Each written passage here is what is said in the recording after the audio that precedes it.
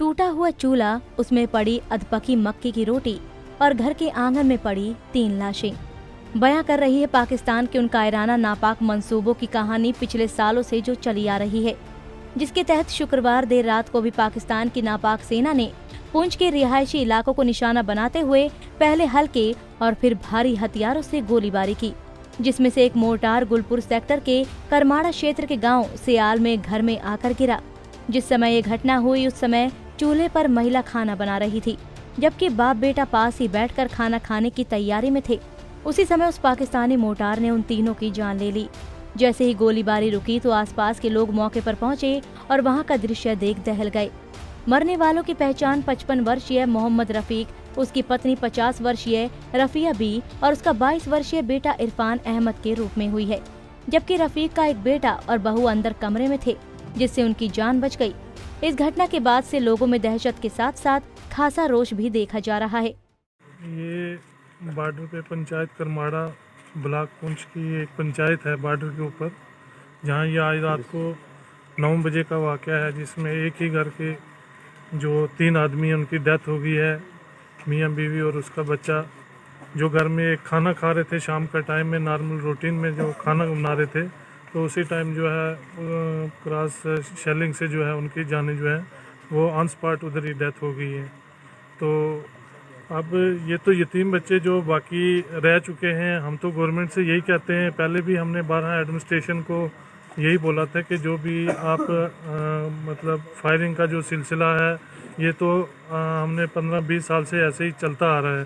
तो इसलिए जो भी एक गवर्नमेंट ने स्कीम निकाली थी बंकर की, उसका भी कोई रूटीन में मतलब जो उनका ज़ीरो लाइन से स्टार्ट करने थे वो ऐसा कुछ भी नहीं है। एडमिनिस्ट्रेशन अपनी मर्ज़ी से जो भी है वो जो उनके पास जाएगा कहीं पे उनको बंकर वगैरह देते हैं। दूसरे जो इस वक्त जो जानी ये नुकसान हुआ है हमारे गांव का, इस वक्त पूरा गांव जो है पूरा दुख में और सहमे से डरे हुए हैं लोग सारे। ये आए दिन अगर ऐसे हादसे और होते रहे तो कितनी जानें जो हैं वो नुकसान होंगी। आज तकरीबन 9, साढ़े 9 या इसके बीच में पाकिस्तान की तरफ से एक फायरिंग ज़बरदस्त हुआ। पहले तो छोटा फायर हुआ, तो बाद में ये तोपों का फायर हुआ। तो हमारे नौजवान 2 मियाँ बीवी, एक 16-18 साल का बच्चा बेगुनाह शहीद हो गया अपने मकान के अंदर। तो हमारा गवर्नमेंट से कई बार हमने ये रिक्वेस्ट की, या तो एक ही बार कर दो रार पार, तो या तो इस फायरिंग को बंद करो। ये सिलसिला है, मरते हम बॉर्डर के लोग हैं, जिन लोगों ने ये सरजमीन अपने हिंदुस्तान के हमने थाम के रखी है, और हम इस ज़मीन से सारे हमारे मार के तभी हम ज़मीन को छोड़ने वाले नहीं है। सरजमीन अपने को हमने हमेशा वतन की हिफाजत की और धरती की हिफाजत की, और आज भी हम मरते मरते हिफाजत कर रहे हैं।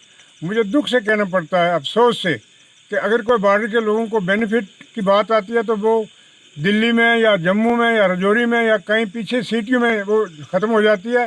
बॉर्डर पर कोई चीज़ पहुंचती नहीं।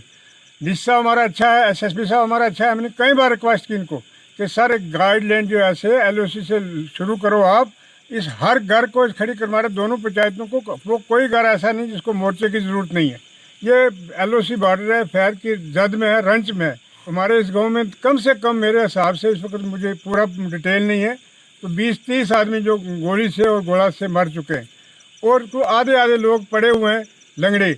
हमारी जब रिलीफ की बारी आती है तो 1 लाख रुपया दे के हमें गवर्नमेंट कहती है जी वो गवर्नमेंट ने इतना दे रही थी, तो सिर्फ हम अफसोस करने के लिए हमारे पास आ जाएंगे। प्राप्त जानकारी के अनुसार शुक्रवार रात करीब 9:30 बजे अचानक पाकिस्तानी सेना ने जिले के गुलपुर सेक्टर के करमाड़ा में संघर्ष विराम का उल्लंघन करते हुए भारतीय सेना की चौकियों के साथ ही रिहायशी इलाकों को भी निशाना बनाकर पहले यूनिवर्सल मशीन गनों और उसके कुछ ही पलों के बाद मोर्टारों से गोलीबारी शुरू कर दी, जिस पर क्षेत्र में तैनात भारतीय सेना ने भी उसी क्रम में पाकिस्तानी सेना को मुंहतोड़ जवाब दिया।